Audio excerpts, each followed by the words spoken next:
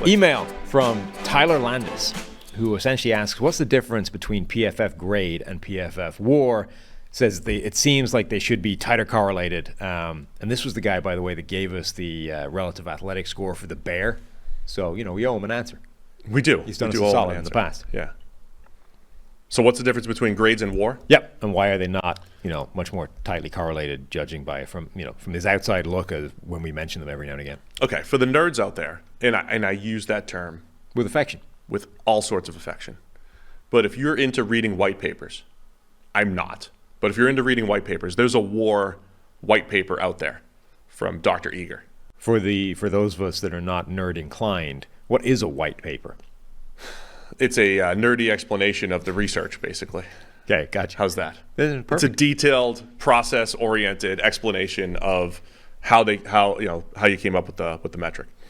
And also, why is WAR not available? WAR is exclusive to PFF IQ, which is the latest product that is exclusive to NFL teams, because it is quite important in some of their team building efforts, especially if you use it properly.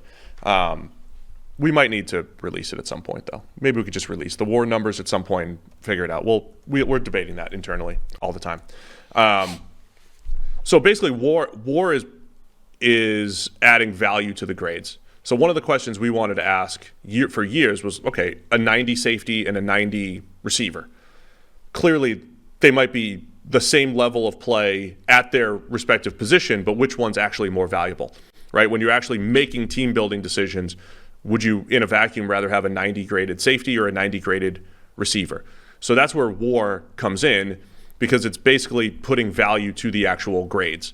And the other difference is where the grade comes from. So say a linebacker will have a run defense grade, a coverage grade, and a pass rush grade. We're going to weigh those based off a couple different variables. And WAR has really leaned into stability. It's stability and value. Which are the facets that lead to winning? But I think maybe even more importantly, which are the facets are you really confident that you have captured what's on the field more than others? So basically, because our run defense and run blocking grades are really consistent year to year, we can have more confidence that we are properly accrediting players in those areas. And because they're more stable, they might actually weigh a little bit higher in the WAR metric. So long story short, WAR is just adding value and stability to our grades, and also volume. So we also have had debates for years about, from a grading standpoint, how do you grade someone who played at a certain level for 500 snaps and another guy for 1,000 snaps? Well, if you're playing average or better football for 1,000 snaps, you're adding more value to your team because you're on the field more. You're adding more actual value to your team than the guy who plays half as many snaps at a similar level. So WAR is based off the grades, where the grades are most valuable and stable, and then how often a player is doing it. And again, what we found with the WAR metric is teams that have more WAR win more games.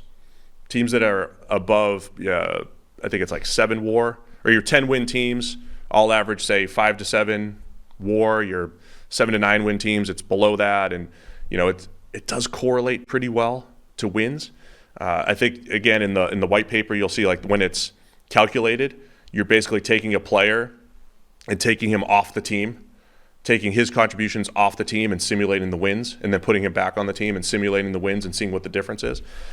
So that's the gist of how it's done. And I think that's, I think for NFL teams, there is a lot of signal in using this metric and using that metric in different ways, tying it to salary, tying it to team building decisions that will lead to more wins over time.